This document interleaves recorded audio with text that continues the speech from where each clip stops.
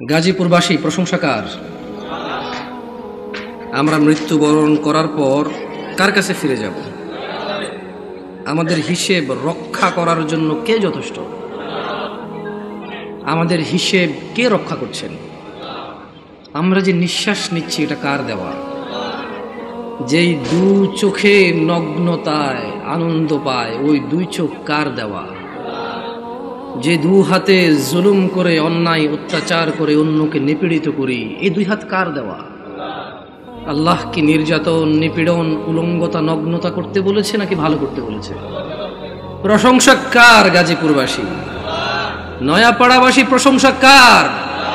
কে যিনি আসমান থেকে বৃষ্টি দিয়ে জমিন উর্বর করে?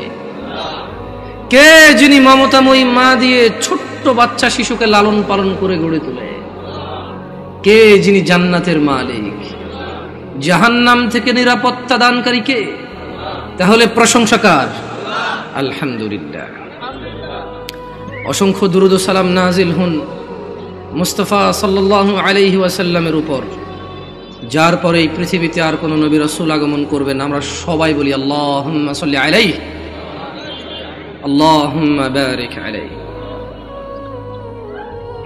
নয়াপাড়ার মানুষ কি জানে আমাদের পূর্বে একজন নবী বলেছিল? নয়াপাড়ার যুবকরা কি জানে একজন নবী বলেছিল আমি আমার আল্লাহর দিকে যাচ্ছি, তিনি আমাকে হিদায়াত দিবে? ও নয়াপাড়ার মহিলা ও পুরুষ, তোমরা কি তোমাদের রবের দিকে যেতে চাও? তবে জেনে নাও তোমাদের রব ছাড়া হিদায়াত দেওয়ার কেউ নেই। তিনি বলছেন ওয়াহাদাইনাহুন নাজদাইন, আমি দেখিয়েছি দুটি পথ। ও নয়াপাড়ার যুবকরা, তোমরা কি তোমাদের রবের দিকে যাবে? তিনি তোমাদেরকে হিদায়াত দেবে। যদি যুবক, বৃদ্ধ, মহিলা, পুরুষ এটা ধারণা করে নেয় যে হিদায়াত মসজিদ ব্যতীত অন্য কোন রং বেরঙের ঘরে পাওয়া যায়, সে ভুলের মধ্যে রয়েছে। যত সুন্দর রঙিন ঘর হোক, যত বড় বুজুর্গ বসে থাকুক, হিদায়াত আল্লাহর ঘরে এবং ইমামের পিছনে রয়েছে। ওই ইমাম, যে ইমাম কোরআন ও সহিহ সুন্নাহর আলোকে তার মুসল্লিদেরকে পথ ও মত নির্দেশ দেয়। সময় থাকতে ফিরে আসো নয়াপাড়ার মানুষ। ওয়াল্লাহি তোমার গুলশানের বাড়ি, গাজীপুর সদরের ওই ফ্লট আর ফ্ল্যাট, তোমার এই নয়াপাড়া গ্রামের 20 বিঘা সম্পদ, অথবা তুমি সে যার এগুলোর কোনো কিছুই নেই। তোমাকে বলে রাখি, তোমার রব কি দিয়েছে তোমাকে?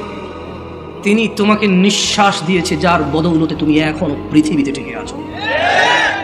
যদি তোমার রব তোমার থেকে এই নিঃশ্বাসটুকু ছিনে নেয়, তোমার শরীরটা 24 ঘন্টার ভিতরে ঘৃণিত হয়ে যাবে। কেউ সোজামুখে তাকাবে না, নাকে কাপড় দিয়ে তোমার দিকে তাকাবে।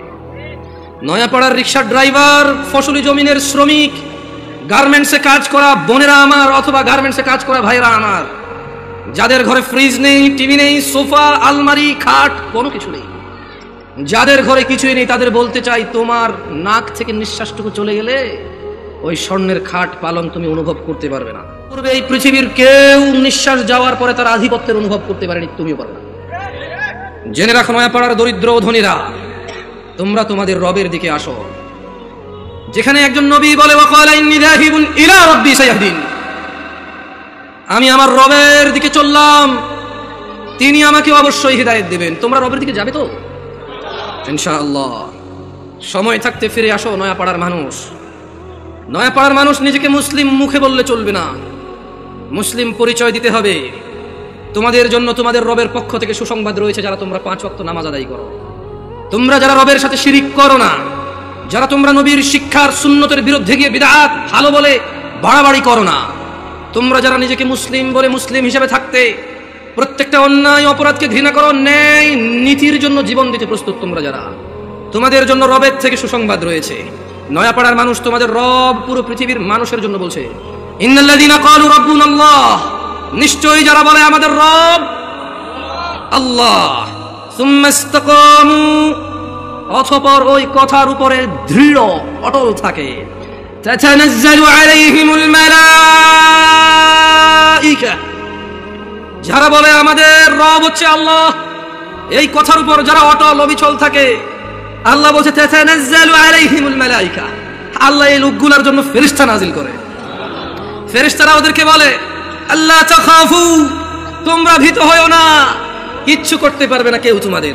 70 বছরের জীবন কে কতই আর কষ্ট দেবে, কতটুকুই বা দরিদ্রতা ভুগবে, কতটুকুই বা অসুস্থতা ভুগবে, কতটুকুই বা লজ্জিত অথবা অপমানিত হবে, কতটুকুই বা অবহেলিত হবে, কতদিনই বা তোমাকে বিচার সালিশে ডাকা হবে না, কতজনই বা তোমার মেয়ের বিয়ের জন্য আসবে না।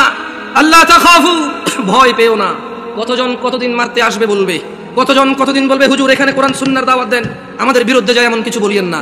আল্লাহ তাখাফু, তোমরা ভীত হয়ো না, ওয়ালা তাহজানু, চিন্তিতও হয়ো না, ওয়াবিশিরু বিল জান্নাহ, ও তোমরা যারা বলো তোমাদের রব আল্লাহ, তারপর ওই কথার প্রতি তোমরা যারা অটল থাকো, ওয়াবিশিরু বিল জান্নাহ, তোমাদের জন্য সুসংবাদ নিয়ে নাও জান্নাতের, আল্লাতী কুনতুম তুআদুন, যার প্রতিশ্রুতি তোমাদেরকে দেওয়া হয়েছিল। নাহনু আউলিয়াউকুম ফিল হায়াতিদ দুনিয়া ওয়া ফিল আখিরাহ, ও তোমরা যারা বলো আল্লাহ আমাদের রব এবং সেই কথায় অটল থাকো, তোমাদের বন্ধু এমপি নয়, মন্ত্রী নয়, তোমাদের বন্ধু এই এলাকার ধনী ব্যক্তি নয়, জজ নয়, ব্যারিস্টার নয়, পুলিশ নয়, র্যাব নয়, আর্মি নয়। আল্লাহ বলছে যে ফেরেশতারা বলবে নাহনু আউলিয়াউকুম, ও আল্লাহর বান্দারা আমরা ফেরেশতারা তোমাদের বন্ধু। কোথায় বন্ধু? ফিদ দুনিয়া, ফিল হায়াতিদ দুনিয়া, তোমরা এই দুনিয়াতে বেঁচে আসো, জেনে রাখো আমাদেরকে না দেখলো আমরা তোমাদের বন্ধু আউলিয়া। ওয়াফিল আখিরাহ, যখন মৃত্যুবরণ করে আখিরাতে যাবে ফেরেশতারা বলছে যে ওখানেও আমরা তোমাদের বন্ধু। ওয়ালাকুম ফিহা মা তাশতাহি আনফুসুকুম,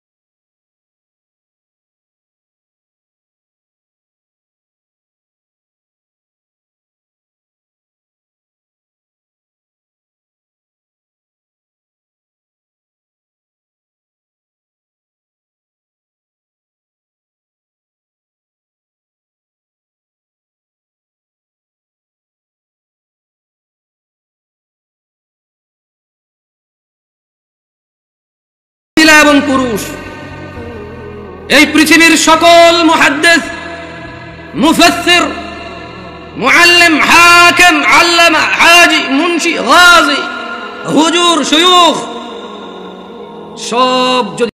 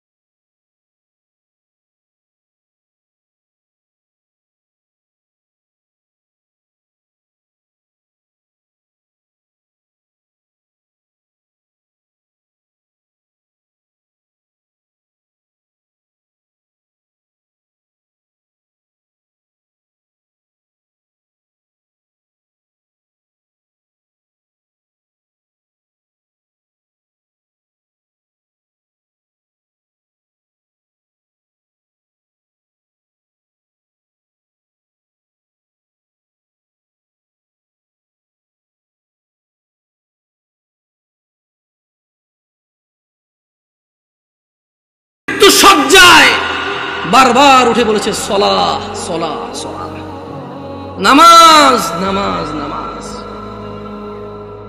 এই নামাজ তোমরা যারা আদায় করো না, তোমরা জেনে রাখো নয়াপাড়ার মানুষ, ও নয়াপাড়ার মহিলা ও পুরুষরা, ধনী দরিদ্র, সুস্থ অসুস্থ, তোমরা যেই হও না কেন, তোমাদের উপর তোমাদের রব দিনে 17 রাকাত নামাজ ফরজ করেছে। তোমাদের মধ্যে যে কোনো ব্যক্তি দিনে, পুরা দিনে সকাল থেকে রাত পর্যন্ত এই 17 রাকাত নামাজ আদায় করবে না, যে সে তার রবের সাথে কুফরি করেছে, রবকে অস্বীকার করেছে। ক্ষমা চাও তোমাদের রবের কাছে। আজকের এই মাহফিল তোমাদের জীবনের নামাজ ত্যাগের ইতির দিন হোক। আজকের এই নয়াপাড়ার মাহফিল তোমাদের জীবনের 5 ওয়াক্ত 17 রাকাত নামাজের সূচনার দিন হোক। ও নয়াপাড়ার মানুষ, তোমরা যারা দিনে 5 ওয়াক্ত 17 রাকাত ফরজ আদায় করো, এই 17 রাকাতের সাথে তোমরা যারা ফজরে 2 রাকাত সুন্নত, জোহরে 6 রাকাত সুন্নত, মাগরিবে 2 রাকাত সুন্নত, ইশায় 2 রাকাত সুন্নত, তোমরা যারা পুরো দিনে মাত্র 12 রাকাত সুন্নতে মুআক্কাদা পড়ো, খুশি হয়ে যাও। তোমাদের মুস্তাফা সাল্লাল্লাহু আলাইহি ওয়াসাল্লাম, তোমাদের ভালোবাসার নবী বলেছে, যে ব্যক্তি দিনে 12 রাকাত সুন্নতে মুআক্কাদা আদায় করবে, তার জন্য আল্লাহ প্রতিদিন জান্নাতে একটা ঘর বানাবে। ও নয়াপাড়ার মানুষ, কি মিস করতেছ? নয়াপাড়ার মানুষ, তোমাদের রাসূল প্যারে হাবিব সাল্লাল্লাহু আলাইহি ওয়াসাল্লাম বলছেন, ফজরের 2 রাকাত সুন্নত এ পুরো দুনিয়া আর দুনিয়াতে যা কিছু আছে সব কিছুর চাইতে উত্তম। তাহলে যে 2 রাকাত সুন্নত পৃথিবীর চাইতে উত্তম, ওই 2 রাকাতের সুন্নতের পরে যে 2 রাকাত ফরজ রয়েছে, এই ফরজের আল্লাহু আকবার কি দিয়ে মিটাবা? এই ফরজের সামি আল্লাহু লিমান হামিদা কি দিয়ে মিটাবা? কত টাকার মালিক হয়েছে তুমি নামাজের কাফারা দিবা, যেখানে সুন্নত 2 রাকাতের মূল্য পুরো পৃথিবীর সমস্ত সম্পদ বিক্রি করে যদি একটা স্বর্ণ কিনা হয়, ওই স্বর্ণকে যদি, এটা আমি ব্যাখ্যা দিচ্ছি বুঝার জন্য সহজে, ওই স্বর্ণকে যদি 1 পাল্লা রাখা হয়, আর ফজরের 2 রাকাত সুন্নতকে যদি 1 পাল্লা রাখা হয়, ফজরের 2 রাকাত সুন্নত ভারী। ওই সুন্নত এত ভারী হলে ওই ফজরের নামাজের ফরজ যেটা তুমি ঘুমের মধ্যে কাটিয়ে দাও, ওই 2 রাকাত ফরজের আল্লাহু আকবার, সামি আল্লাহু লিমান হামিদা, আত-তাহিয়াতু সুবহান রাব্বিয়াল আযীম, সুবহান রাব্বিয়াল আলা কি দিয়ে কিনবা? তুমি কি কয় টাকার মালিক হয়েছো যে 2 রাকাত সুন্নতই পুরো পৃথিবীর চাইতে উত্তম? তাহলে ওই ফরজের কি? জেনে রাখো উম্মতে মুহাম্মাদরা সাল্লাল্লাহু আলাইহি ওয়াসাল্লাম, তোমরা ভেবো না এই মাহফিলে 2 লাখ টাকা দিয়ে জিতে যাবে। ও উম্মতে মুহাম্মাদরা, তোমরা ভেবো না মাহফিলে দরিদ্রতার কারণে 10 টাকা দিতে পারোনি হেরে যাবা। জেনে রাখো 5 ওয়াক্ত নামাজিরা, মহিলা এবং পুরুষরা, আল্লাহর নবী সাল্লাল্লাহু আলাইহি ওয়াসাল্লাম বলছে, কিয়ামতের দিন বান্দার সর্বপ্রথম হিসেব হবে নামাজের। ফাইন সলুহাত, যার নামাজ ঠিক থাকবে সে নাজাতও পাবে, জিতেও যাবে। আর যার নামাজ ঠিক থাকবে না সে হেরেও যাবে, ধ্বংস হবে। নাউযুবিল্লাহ। তোমরা কি বুঝতে পেরেছো কোন কয় রাকাত নামাজের কথা বলা হচ্ছে? আমি মনে সুন্নত পড়তে না করে দিছি না, ভিতির পড়তে না করে দিছি। ভিতির এমন একটা নামাজ, সাল্লাল্লাহু আলাইহি ওয়াসাল্লাম, তিনি সাল্লাল্লাহু আলাইহি ওয়াসাল্লাম কখনো ভিতির ছাড়তেন না, 1 রাকাতও পড়তেন। এইবার একটা কথা কয়ে দিয়েছে, আপত্তি আছে ভাই, ভিতির 1 রাকাত মানে? দেখুন সিম্পল লজিক, ভিতির মানে বেজড়, ওকে? ভিতির মানে কি? এই বেজড় 1 থেকে শুরু হয় ভাই, বেজড় 3 থেকে কিভাবে শুরু হবে? তবে এখন একটা এই যে মাসলা মাসাইল বলবো না, কত চেষ্টা করছি বলবো না, মুখতে বেরিয়ে গেছে। দেখেন, আপনারা যদি আমাকে কেউ প্রশ্ন করেন, জামশেদ ভাই আপনি শুধু আহলি হাদিস মসজিদে কেন যাই জুমা পড়ান, অথবা শুধু আহলি হাদিস বা সালাফি বা সহিহ আকীদার ওরা দাওয়াত দিলে ওদের এখানে কেন যান, আমি আপনাদেরকে বলে দিতে চাই, আমি ওই প্রত্যেক মসজিদে জুমা পড়াবো। আমি বড় হয়েছি সৌদি আরবে। কোথায়? আমি কোথায় বড় হয়েছি?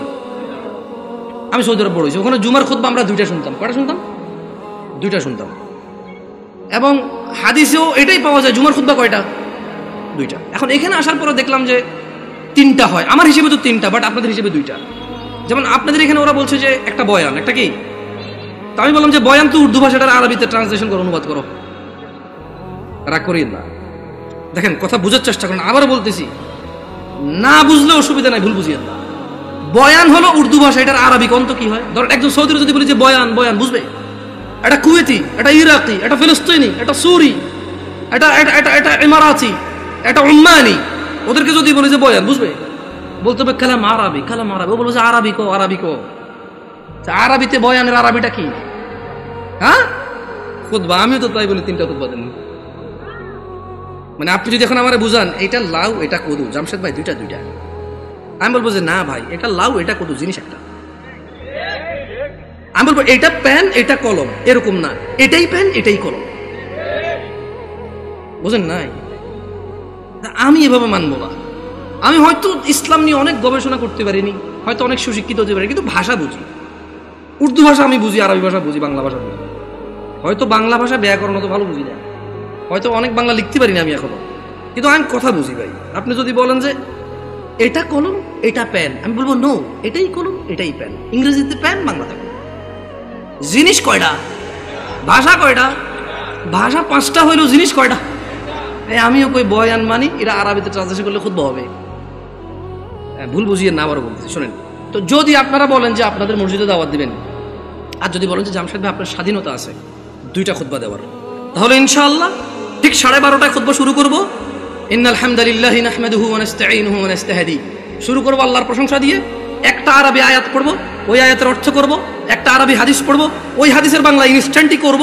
এভাবে আধা ঘন্টা 1 ঘন্টা যা আল্লাহ তৌফিক দিয়ে কথা বলে বসবো, বসে আবার উঠবো, আবার আরবিতে যেটা বলবো ওটার বাংলা অনুবাদ করে খুতবা শেষ করে দুইটা খুতবা দিয়ে নামাজ পড়ে সালাম ফিরে ফেলবো। আপনি মনে করেন না যে আমি খালি অমুকে দাওয়াত দিলে যাই আর অন্য কেউ দাওয়াত দিলে যাবো না। এখন আমারও তো একটা নিরাপত্তার ব্যাপার আছে না? ধরেন আমি এর গল্পগুলো আসলে চলে আসে।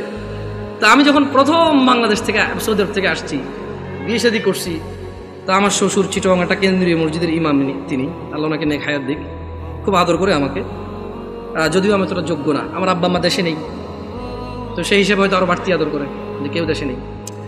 এখন উনি আমার বিবাহের 8ম দিনে আমি চিটং যাই, যাওয়ার পরে উনি বুঝতে পারছে যে আমি একটু সৌদি আরব থেকে আসছি একটু সিধা সিধা, মানে টাড়া টাড়া সিস্টেম নাই, কালাম সিধা খালাস এমসি সিধা সোজা হাঁটো।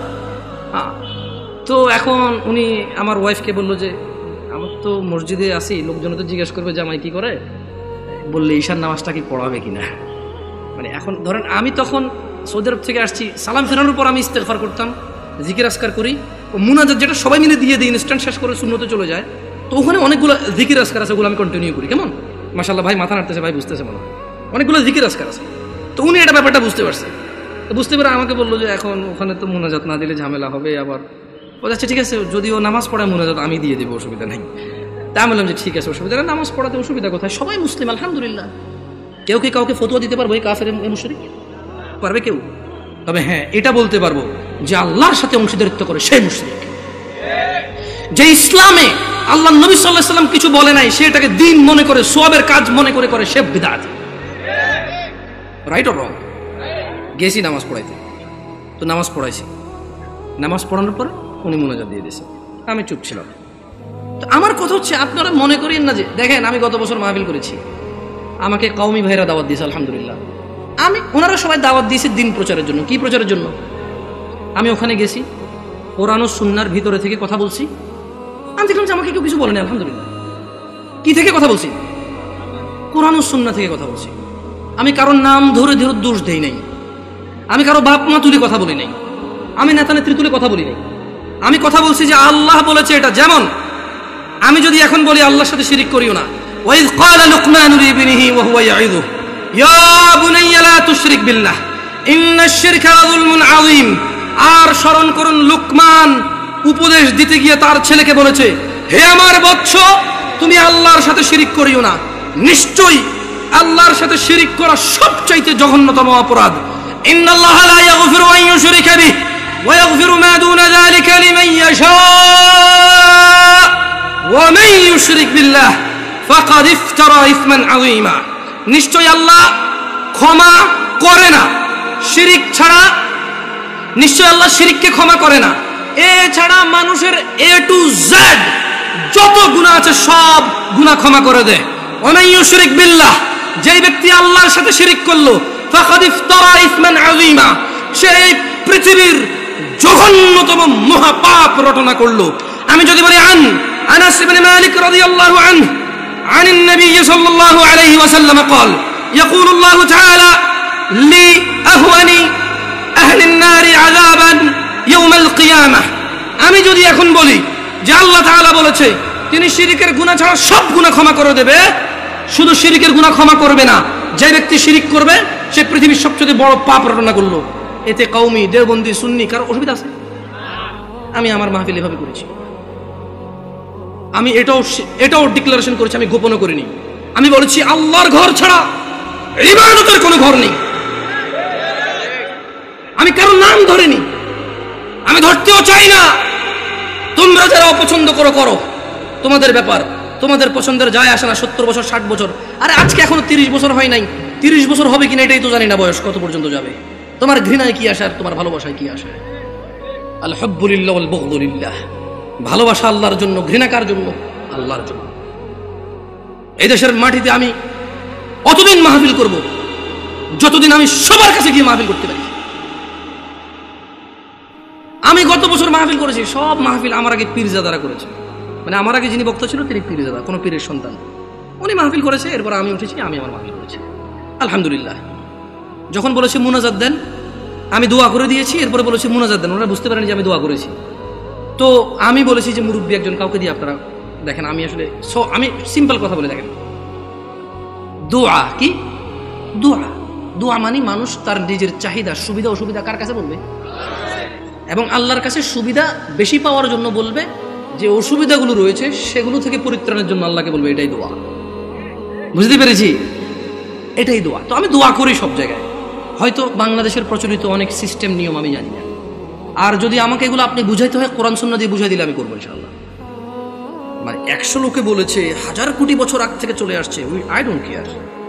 আপনি বলেন, একজন মেতর মুচি এসে যদি বলে যে জামশেদ তুমি ভুলে গেছো তোমার রাসূল এভাবে বলেছে, আমি বলবো আমাকে ক্ষমা করে দাও, আমার অপারগতা, তুমি আমাকে এই তথ্য দিয়ে আমার উপকার করেছো, তুমি আমার ভাই, আমার কলিজায় আসো।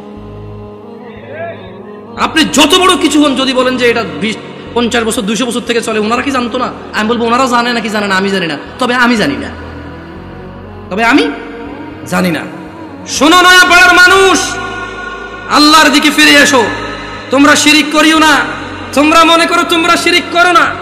ও যুবক বৃদ্ধরা, যারা তোমরা ফজরে ঘুমিয়ে থাকো, জোহরে আড্ডায় থাকো, তোমরা আল্লাহর দিকে ফিরে আসো। আল্লাহ ছাড়া তোমাদের কোনো নিরাপত্তা দানকারী নেই। মুহাম্মদ সাল্লাল্লাহু আলাইহি ওয়াসাল্লামের অনুসরণেই তোমাদের সফলতা। আল্লাহ তাআলা বলছেন, মান ইউতিউর রাসূল ফাকাদ আতা আল্লাহ, যে রাসূলের অনুসরণ করলো সে আল্লাহর ইবাদত করলো। ওয়া মান তাওয়াল্লা, আর যেই ব্যক্তি এটা থেকে মুখ ফিরে নিল, ফামা আরসালনাকা আলাইহিম হাফিযা, ও মুহাম্মদ সাল্লাল্লাহু আলাইহি ওয়াসাল্লাম, যেই ব্যক্তি আপনার দাওয়াত থেকে সরে গেছে তার প্রতি আপনাকে আমি পাহারাদার হিসেবে পাঠাইনি, যা খুশি করতে দেন।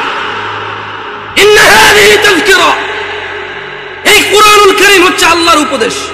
ফামান শাআ আত্তাখাযা ইলা রাব্বিহি সাবিলা, এদের মধ্যে যে দাম্ভিকতা করে করুক, এদের মধ্যে যে অস্বীকৃতি করে করুক, এদের মধ্যে যার যা খুশি করুক, ফামান শাআ আত্তাখাযা ইলা রাব্বিহি সাবিলা।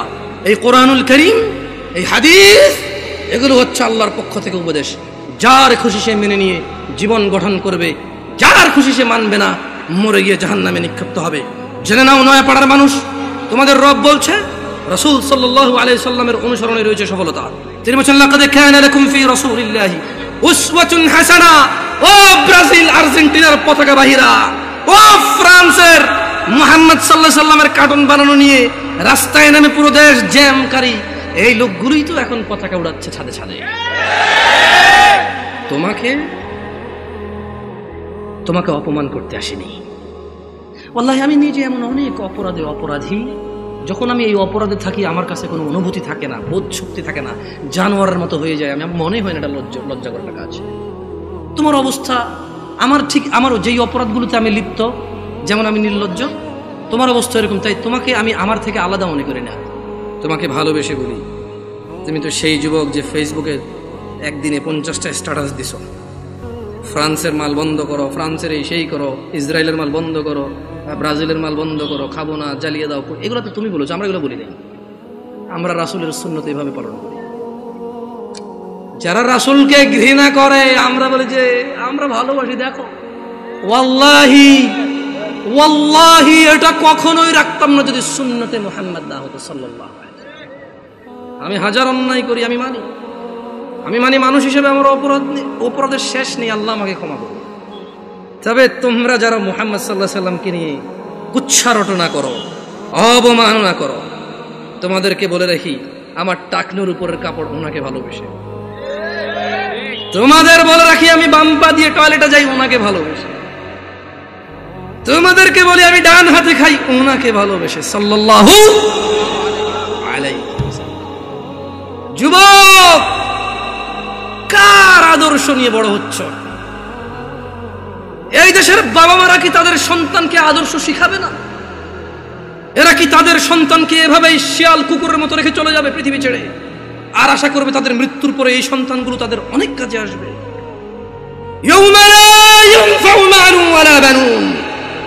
আল্লাহ বলছে সেদিন কাজে আসবে না সন্তান ও সম্পদ। ও নয়াপাড়ার মানুষরা, তোমাদের আদর্শ কে? তোমাদের আদর্শ কে? না, তোমাদের আদর্শ ব্রাজিল, আর্জেন্টিনার পতাকা। 4 কিলোমিটার পতাকা লাগাইছে আম বাগান বিক্রি করে, খবরে শুনেছি। আল্লাহকে হেদায়েত দেখি, আল্লাহ আমার ভাইকে বুঝার তৌফিক দান করুন। যদি আজ বাংলাদেশের নিয়ে কিছু করতে বুঝতাম, নিজের দেশের একটা গিনিস বুকে ওয়ার্ল্ড হইতো। অ্যাটলিস্ট বাংলাদেশ, আমরা বাংলাদেশি, আমাদেরকে কেউ চিনত কোনো একটা কারণে, হয়তো আমরা গেলে সম্মানিত হতাম যে আচ্ছা তুমি ওই দেশের মানুষ, যে দেশ তার দেশ, যে দেশের মানুষ তাদের দেশকে এত ভালোবাসে। এখানে দেখি যে বাংলাদেশের পতাকা একটা 20টা থাকে অন্য দেশের পতাকা, বাংলাদেশটা একটু করে রাখে। আমি বলতেছি না যে পতাকা উড়ালে সোয়াব হয়, না উড়ালে গুনাহ হয়, এরকম আমি বলতেছি না, কিন্তু আসলে কি বলবো আপনাদেরকে নিয়ে, কিছু বলার নাই, অত বয়স নেই, পরে মাইরে মেরে নামাই দিবেন। এখান থেকে আউযু বিল্লাহি মিনাশ শাইতানির রাজীম। লাকাদ কানা লাকুম ফি রাসূলিল্লাহি উসওয়াতুন হাসানাহ লিমান কানা ইয়ারজুল্লাহা ওয়াল ইয়াওমাল আখির ওয়া যাকারাল্লাহা কাসীরা। যুবক, নয়াপাড়ার বৃদ্ধ, যুবক, মহিলা, পুরুষ, কার আদর্শ তোমার? তোমাদের রব বলছে নিশ্চয়ই তোমাদের জন্য মুহাম্মদ সাল্লাল্লাহু আলাইহি ওয়াসাল্লামের মধ্যে রয়েছে উত্তম আদর্শ। তাহলে আদর্শ কারটা উত্তম? ওয়াজ কি বোঝেন না? আদর্শ কারটা উত্তম? মুহাম্মদ সাল্লাল্লাহু আলাইহি ওয়াসাল্লাম। কি এখন মানে এরকম করলে ভালো না? ঠিক না, এবার দরকার নাই তো করার। আপনি ঠিক ব্যাঠিক বললে আমার কাজ কি এখানে এসে? আর শুনেন, আমি কিন্তু সুবহানাল্লাহ বলেন, আলহামদুলিল্লাহ বলেন, এভাবে বলি না। মনে রাখবেন, ওয়াজের মাঠে যদি আপনি ভালো কিছু শুনেন, যেটা মনে করেন যে আপনার জন্য সুসংবাদ, সুবহানাল্লাহ বলবেন, আলহামদুলিল্লাহ বলবেন। যদি দেখেন যে একটা অন্যায়ের শাস্তির ব্যাপারে বলা আছে, যদি আপনি অন্যায়কারী হন, সঙ্গে সঙ্গে বলবেন আউযু বিল্লাহ, নাউযু বিল্লাহ, আস্তাগফিরুল্লাহ, এগুলো বলবেন। সঙ্গে সঙ্গে অনুভূতিটা প্রকাশ করবেন যে আল্লাহ আপনি আমাকে মাফ করুন, আমি তো এই অপরাধী। যদি দেখেন যে জান্নাতের কিছু, আল্লাহর উদারতা আপনার সামনে বয়ান হয়, সঙ্গে সঙ্গে বলবেন আলহামদুলিল্লাহ। কি বলবেন? এগুলা আলহামদুলিল্লাহ বলেন। এভাবে কেন শিখিয়ে দিতে হবে আপনাকে? বলেন, গত 50 বছর থেকে ওয়াজ শুনেন, এখনো যদি শিখিয়ে দেওয়া লাগে আলহামদুলিল্লাহ বলেন, হয় তাহলে আজকে এই বছর বলবো বলেন আলহামদুলিল্লাহ, আপনি বলবেন আলহামদুলিল্লাহ। আগামী বছর এসে আরেকজন বলবো সুবহানাল্লাহ বলেন, আপনি বলবেন সুবহানাল্লাহ। দরকার আছে নিজেরটা নিজে বলে ফেলবেন, কেমন? শুনুন, আচ্ছা এখানে চরমনের লোক আছে, আমি দেখতে পাচ্ছি, আমি টুপি দেখে বুঝতেছি। আট্রসির লোক আছে না, অসুবিধা কোথায়? বাংলাদেশে কিছু আইডেন্টিটি ক্রিয়েট হয়েছে, প্রত্যেকে তার আইডেন্টিটি বোঝানোর জন্য যে ভাই দেখো এটা আমার আকীদা, এটা আমার বিশ্বাস, এটা আমার মানহাজ। সো তুমি আমার সাথে কথা বললে সেই হিসাবে কথা বলো। সো এটাতে কিন্তু সহজ, অ্যাটলিস্ট আমরা বুঝতে পারি যে এখানে আমরা ভ্রাতৃত্ববোধ বজায় রাখবো, যতটা আমরা সত্য বলবো, যতটা সহনশীল হয়ে বলা যায় আলহামদুলিল্লাহ, ঠিক আছে? তবে আমরা মিথ্যা বলবো না, আমরা কৌশলের নামে অপপ্রচার করবো না, ঠিক আছে না? এখানে আট্রসি, মাইজভান্ডার, ফুরফুরা, চরমনাই কোনো দলই করে না এমন লোক আছে না? নাই। সবার উদ্দেশ্যে একটা কথা বলি, আপনাদেরকে একটা আয়াত পড়ে শোনাবো, আপনারা কি এটা মানবেন? কোরআনের আয়াত কিন্তু। নবী আমার রাসূল যা কিছু দেয় ফাখুযু নিয়ে নাও, নিবেন? তাহলে ছাড়তে হবে কি? আল্লাহ বলছেন পরবর্তী অংশে আয়াতের, কে ওয়াদা নেওয়ার দরকার নেই, পরে আবার ঝামেলা। তো আয়াতের অংশ মানবেন কিনা? ওয়ামা নাহাকুম আনহু ফান্তাহু, মুহাম্মদ সাল্লাল্লাহু আলাইহি সাল্লাম যা ইসলামের নামে দেয় নাই তা ছেড়ে দাও, ছেড়ে দিবেন। চরমনাই হন, আট্রসি হন, মাইজ ভান্ডার হন, ফুরফুরা হন, হানাফি, শাফি, মালাকি, সুফি, চিশতি, সাবরি, তরিকত, হাকিকত, মারিফত, যেটাই হন, এই আয়াতটা মানবেন? সবাই বলেন মানবেন? এই জোরপূর্বক মানেন না শরমে, কারণ এই দেশে হুজুররা বলে যে কিছু শয়তান আছে, ওয়াজ শুরু হইলে তারা উঠা গিয়া চলে যায়। বুঝবেন যে তাগর লগে একটা না 10টা করে শয়তান আছে, যেটা এখান থেকে উঠটা যাবে ওইটা একটা মুনাফিকের বাচ্চা। এই কথা বলার পরে পাবলিক পেশাবে ওঠে না। না, আমি এরকম বলবো না। আপনার যদি হাজত লাগে আপনি যান, আপনি এখানে বসা জরুরি না, কথা শুনে মানা জরুরি। বুঝাতে পারছি? এখান থেকে যদি কেউ উঠে যান মোটেও মুনাফিক না। এখান থেকে উঠে গেলে মুনাফিক কেন হবে? ওয়াজ থেকে উঠে গেলে মুনাফিক কেন হবে? নামাজ না পড়লে মুনাফিক হবে, বেঈমান হবে, মুশরিক হবে।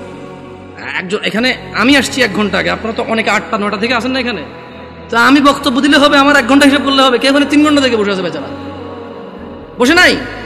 তো তাহলে আপনারা যার খুশি উঠে সবাই চলে গেল, আমার কোনো আপত্তি নাই। তখন আমি কি করবো জানেন? কারণ মানুষজন উঠে গেলে মন খারাপ হবে। আমি এমনি কাগজ দিয়ে বলবো, পড়া কে উঠলো না উঠলো আমার কিচ্ছু দেখা যায় না। যা আমার কাছে প্রত্যেকটা অবস্থার জন্য সান্ত্বনা আছে, আলহামদুলিল্লাহ। কি করবেন? তো মাইনে তো নিতে হবে, বুঝেন নাই? যাক, মাহফিল আর বেশি লম্বা করবো না। তাহলে হানাফি, শাফি, হাম্বলি, মালিকি, চিশতি কিছু আমি বুঝি না, এগুলোর বহুত অনেক গাঢ় ব্যাখ্যা আছে।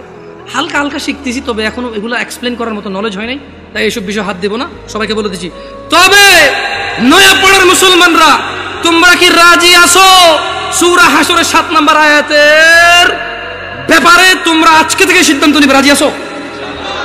বলো, ওয়ামা নাহাকুম আনহু ফান্তাহু, আর আল্লাহর নবী যা দেয়নি ইসলাম হিসেবে, সুন্নত হিসেবে, নেকির কাজ হিসেবে, সওয়াবের কাজ হিসেবে, যা যা যত ভালোই হোক, দ্বীনের নামে, নেকির নামে, সওয়াবের নামে যদি মুহাম্মদ সাল্লাল্লাহু আলাইহি সাল্লাম না দেয় তাহলে তা বর্জনীয়।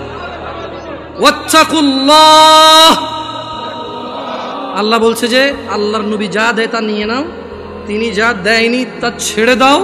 ওয়াত্তাকুল্লাহ, আল্লাহকে ভয় এবং ভালোবাসো, আল্লাহর তাকওয়া অবলম্বন করো।